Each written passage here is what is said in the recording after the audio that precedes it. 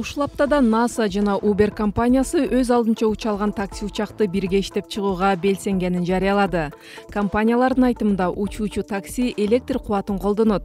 Учак таксилер 2028-жылы Лос-Анджелесте өтө турган Олимп оюндарында колдонулмакчы.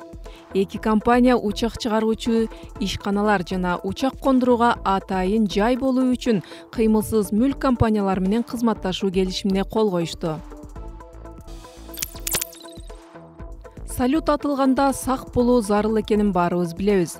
Эми Диснейде окумуштуулар азиз жана көзү начар көргөн адамдарга салюттун укмуштуудай кооз көрүнүшүн түшүнүүгө жардам көрсөтмөкчү. Салютту сезүү аттуу жаңы технология суу жана ийкемдүү экрандын жардамы менен салютту көз азиздерге колу менен кармап түшүндүрүүгө мүмкүнчүлүк түзмөкчү. Цюрих шаарында окумуштуулар лифтти чакырып жана аны иштете алган роботту ачыкка чыгарышты.